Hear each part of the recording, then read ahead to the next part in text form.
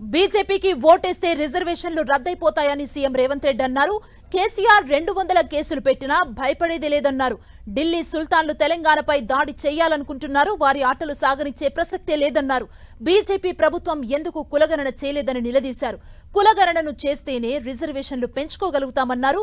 ఆసిఫాబాద్ లో జరిగిన కాంగ్రెస్ సభా వేదికపై రేవంత్ రెడ్డి బీజేపీ సర్కార్పై నిప్పులు చెరిగారు. తెలంగాణ అభివృద్ధిని విస్మరించిందని మండిపడ్డారు. దేశంలో ఉండే జనాభాను లెక్కగట్టడం ఒక సాంప్రదాయంగా మారింది. కానీ భారతీయ జనతా పార్టీ అధికారంలోకి వచ్చిన తర్వాత 2021 జనాభా లెక్కించాల్సినప్పుడు 2021లో జనాభాను లెక్క పెట్టలేదు. 2021లో జనాభా లెక్కించకుండా కుట్ర చేసిండ్రు.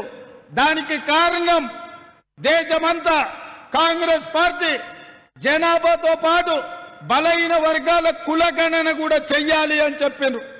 జనాభా లెక్కలు ఒక్కటే సరిపోదు, బలహీన వర్గాల కులాల వారిగా జనాభాను కులగణన చెయ్యాలనే డిమాండ్ వచ్చింది. 400 సీట్లు వస్తే లోక్సభలో 2/3 మెజార్టీతోని ఎస్సీ, ఎస్టీ, ఓబీసీ, బీసీ రిజర్వేషన్లు రద్దు చేసి ఇవాళ రిజర్వేషన్లను తొలగించాలని భారతీయ జనతా పార్టీ భావిస్తుంది. అదేవిధంగా 15 రాష్ట్రాలలో ప్రభుత్వాలు ఉంటే ఆ 15 రాష్ట్రాలలో కూడా ఆమోదిస్తే రిజర్వేషన్లు రద్దు చేయొచ్చు. అందుకే 8 రాష్ట్రాలలో కాంగ్రెస్ కూటమితో ఉన్న ప్రభుత్వాలను పడగొట్టి వాళ్ళు అన్యాయంగా బీజేపీ ప్రభుత్వాలను తెచ్చుకున్నారు.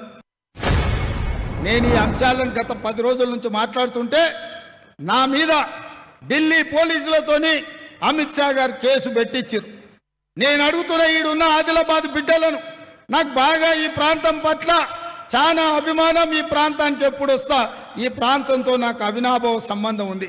10 సంవత్సరాలు ఈ చంద్రశేఖర్ రావు దాదాపుగా 200 కేసులు పెట్టిండు, చంచల్గూడ, చెర్లపల్లి జైలుకు పంపించిండు. మిత్రులారా, ఎన్నడైనా భయపడ్డానా? ఎప్పుడైనా?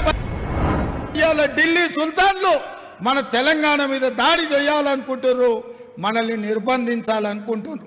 ఈ ఆటలు సాగవు.